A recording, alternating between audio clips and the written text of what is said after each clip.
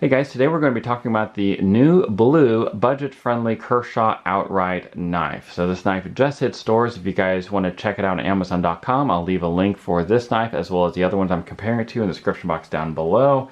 And it basically only costs $24.99. So this is a knife that you can put through its paces and you are not going to have to worry about, some sort of exorbitant amount of cost to replace this if it fails on you or something like that happens or you lose it or something like that. So those are the kind of tools that a lot of y'all like, and this knife actually does perform really, really well. So let me go over the features of this knife and what I like about it, and then maybe a couple things to keep in mind, some potential drawbacks. So first off, the blade length on this is 3 inches long, so that's going to be 7.6 centimeters.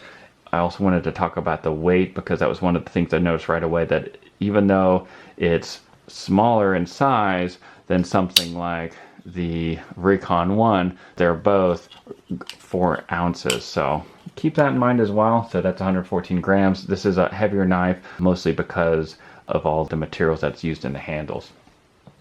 It is a flipper design like most Kershaws these days are. It has that torsion bar, that's a speed safe patented design from Kershaw that has a very rapid deployment. However, unlike some of the other Kershaw knives that are out there, this one takes a little bit of time to kind of wear in.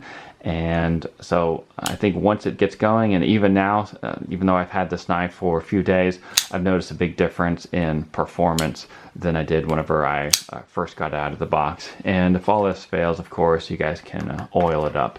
Some other things to note: the handle materials in the blade steel. You have a G10 inlay right here, and then the blade steel is that budget-friendly 8CR13 MOV steel.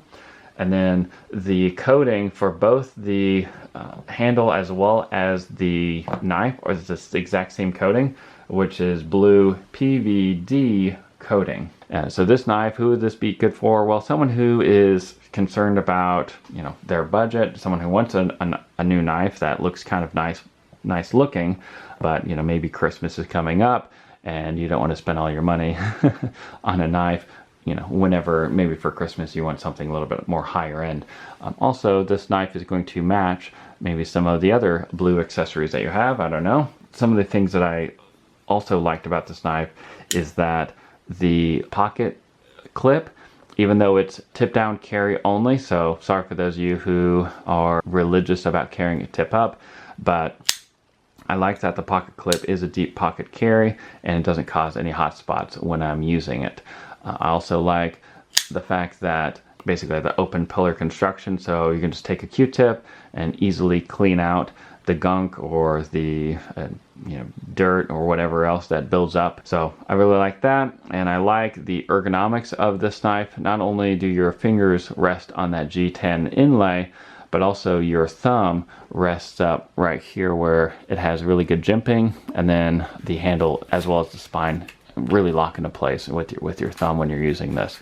And then the blade shape kind of has an upswept, like Persian-esque type of design, so it's a really good slicer.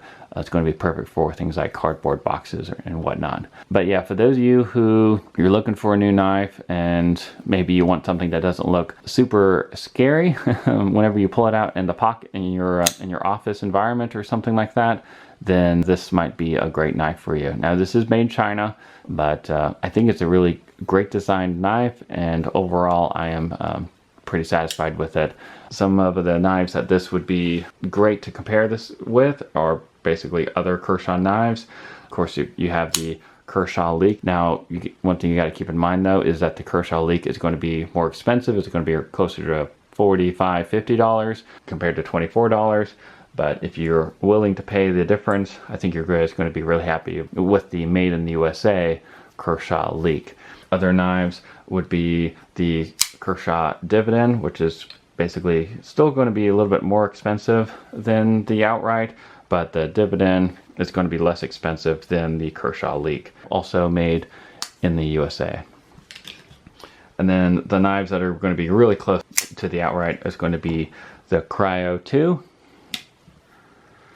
the Kershaw Eldris, and then the Kershaw Natrix. Out of all of these knives, I don't know if I'd recommend the Kershaw outright over some of the other Kershaw knives.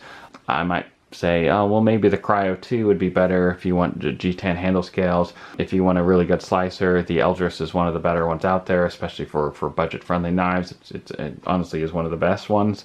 And then the Natrix is, you know, based off award-winning design. But all those things considered, it really just depends on what speaks to you. Kershaw is great when it comes to their warranty, and it's great when it comes to the quality of their products, so it's really hard to go wrong. This knife did come pretty sharp. I was able to cut paper with it, but it's not going to be the same as getting a knife from Zero Tolerance, you know, which is also designed by the same parent company.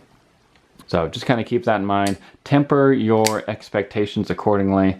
If something is a budget-friendly knife, don't expect it to be perfect in every way, shape, or form.